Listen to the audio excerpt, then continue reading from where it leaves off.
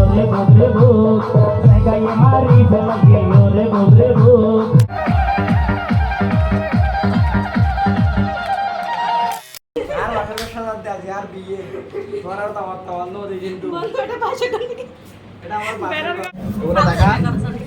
দেখাইছি বেটা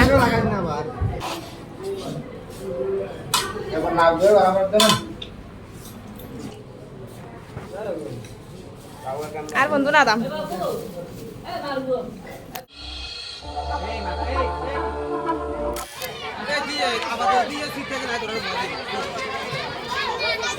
আসসালামু আলাইকুম। অনেকদিন পর আবার গ্রামে আসলাম। তো গ্রামে আসার কারণ হচ্ছে আমার একটা বড় ভাইয়ের বিয়ে। তো বড় ভাইয়ের বিয়েতে আজকে কী কী আয়োজন করা হয়েছে এবং কী কী করলাম আমরা সব কিছু আজকে এই ভিডিওতে শেয়ার করব। বিয়ের গেট দেওয়া হয়েছে আমাদের বাড়ির থেকে আমাদের স্টেশন পর্যন্ত অনেকটাই বড় করে দিছে। তো বড় ভাইয়ের বিয়েতে স্টেজ এবং ফটোগ্রাফি ভিডিওগ্রাফি সব কিছুর দায়িত্ব আমরা নিয়েছিলাম। এখন স্টেজগুলো সাজানোর পালা। তো আমরা এখন স্টেজটা সাজাবো। হঠাৎ আমার কাছে কল আসে আমার দুইটা ভাই আসতেছে নাকি আমাদের স্টেশনে নাকি আসছে। তো আমি এখন ভাইদেরকে রিসিভ করতে যাব। রহমান ভাইকে বলতেছি তুমি একটু কষ্ট করে করো, আমি এখন আসতেছি, আমার বাইকে নিয়ে আসতেছি। আমার বাইকগুলো এখন আমার জন্য ওয়েট করতেছে। অবশেষে ভাইদেরকে পেয়ে গেলাম। তো ভাইরা বলতেছে আসো চলো, অনেকক্ষণ ধরে দাঁড়ায় আছি। ভাই বলতেছে আগে আমি কয়েকটা পিক তুলবো।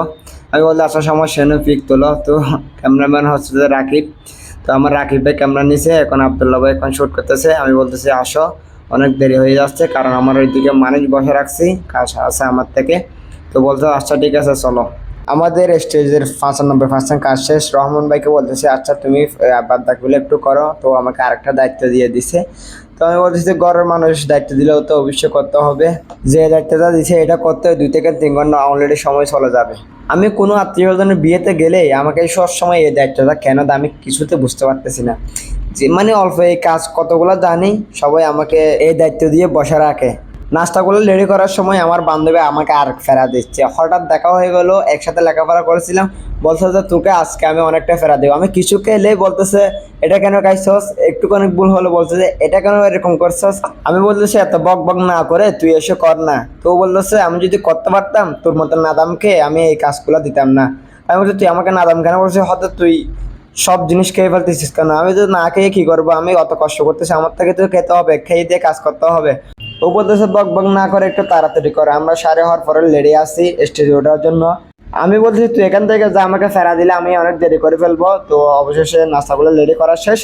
তো সবাই আমার জন্য ওয়েট করতেছে, আমিও পাঞ্জাবি পরে নেব। তো আমি গোসল করাটার সময় আর পাচ্ছি না কারণ সবাই আমার জন্য অপেক্ষা করতেছে বাইরে। আমি বলতেছি পাঞ্জাবিটা পরে নিই, নাস্তাগুলো রেডি করা শেষ। তো ফাইনালি এখন স্টেজে ওঠার পালা। এবার আমার কাজ হচ্ছে ফটোগ্রাফি করা। তো এখন ফটোগ্রাফি করব সবাইকে। ফটোগ্রাফি করতে করতে পিছন দিকে একটা বাতিতে দিল নাচ। তো আমি আর থাকতে পারি নাই কারণ ভাইয়ের বিয়ে বলে কথা। তো আমি দিলাম একটু হালকা করে নাচ কারণ জীবনের প্রথম নাচতেছি, কোনো বিয়েতে নাচি নাই। বড় ভাইয়ের বিয়ে বলে কথা, আমরা না নাচলে আর কারা নাচবে। তো আমরা অনেক এনজয় করতেছি, লোড ভাই ব্রাদাররা অনেক নাচতেছে। তো আমি বলতেছি আমি ফটোগ্রাফি করবো নাকি নাচবো, কোনো একটাই অপশন খুঁজে পাচ্ছি না, ক্যামেরাতে দেওয়ার মতো মানুষ পাচ্ছি না। অনেকক্ষণ নাচানাচি করার পর বড় ভাইকে স্টেজ থেকে নামে ফেললাম। বড় ভাইকে নিয়ে আমরা এখন একটু নাচবো, নাচানাচি করতেছি। বড় ভাই অনেক নাচ দিচ্ছে খুশির টেলায়। নাচানাচি করার পর আমরা আবারও ছবি তুলতে চলে গেলাম। এখন আমরা নিজেরাই ছবি তুলবো, গ্রুপ ফুল দিচ্ছি আমরা সবাই। ছবি তোলার পর বাইকে আবার নামাই ফেললাম। আমরা একটু নাচবো আবারও, নাচার পর আবার পিক তুলতে হবে। নাচ শেষ করার পর আবারও বাইকে স্টেজে তুলে দিলাম। এখন পিক তুলবো ভালো করে। তো পিক তোলার শেষ আমি চিন্তা করতেছি আর একবার নাচা যায় কিনা দেখি। আমার ছোট ছোট টিমের 2জন সদস্য বলতেছে আসো ভাই তোমাকে নিয়ে একটা নাচ দিব আমরা। আমি বললাম আসো ঠিক আছে, তোমরা যখন অফার করছো আমি না গিয়ে থাকতে পারি নাই। তো একটা আঞ্চলিক গান দিয়ে ডান্স দিয়েছিলাম, তখন একটা নাচতে পারি না, জীবনে কোনো আত্মীয় স্বজন এবং কোনো জায়গায় নাচা হয় নাই। তো আজকে জীবনের মতো নাচতেছি, তো একটু একটু লজ্জা লাগতেছে। তো কাউকে ভিডিও না করতে মানা করছিলাম, তো মাঝখানে এখানে ভিডিও করতেছে অনেকজনে, এর জন্য একটু চলে আসলাম। অনেক নাচানাচি করার পর আমরা অনেক ক্লান্ত হয়ে গেলাম এবং মেহেদি দেওয়ার পালা। মেহেদি দেওয়া শেষ করে বিয়ের দিন সকাল 9টায় ঘুম গেছিলাম এবং দুপুর 3টায় ঘুমতে করছি। এখন খাওয়া দাওয়া ফালা। তো এখন মানুষজনকে খাওয়া দাওয়া করাবে এবং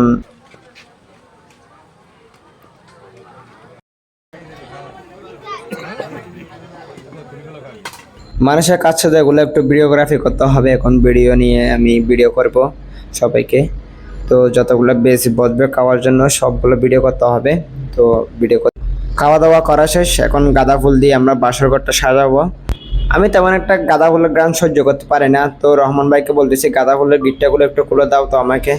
ভাইকে বলতেছি ফুল খুলতে খুলতে আমরা একটা লাগাই দিলে ভালো হতো মনে হয়। সবাই বলতে আচ্ছা ঠিক আছে আমরা একটা লাগাই, আমাদের চট্টগ্রামে প্রত্যেকটা বিয়েতে লাগাইতে হয়। তো নানি বলতেছে আমি গাইবো।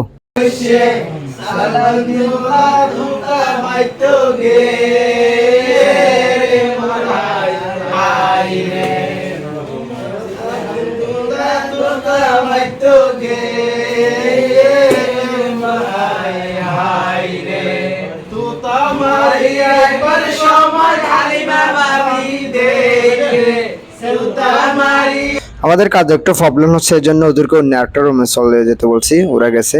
তো আমি আর আমার একটা বস মিলে আমরা এখন রুমটা একটু রেডি করবো গাঁদা ফুল দিয়ে।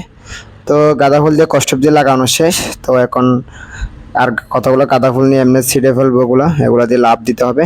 তো আমি একটা হাতে গোলাপ নিলাম, কারণ কাউকে ফোর্স করার মতো মানুষজন নেই, কারণ গার্লফ্রেন্ড আমাকে দোকা দিয়ে চলে গেছে। এবার গোলাপগুলো লাগানোর ফালা। তো আস্তে ধীরে আমরা এখন গোলাপগুলো লাগাবো। এর মধ্যে আমি একটা পান খেয়ে ব্লাশ হয়ে গেলাম, কারণ মক্ত যখন পাইছি পান খেয়ে ফেললাম, সুপারিগুলো একটু বেশি হয়ে গেছে, তার জন্য একটু মাথা ধরছিল। তো একটু রেস্ট নিয়েছিলাম, রেস্ট নেওয়ার পর গোলাপগুলো লাগাইতে হবে, গোলাপগুলো লাগাইবো। গোলাপগুলো লাগানো শেষ, এবার লাভ দিতে হবে গাঁদা ফুলের দিয়ে, এবং লাভ এবং নামরক্ষ দিতে হবে।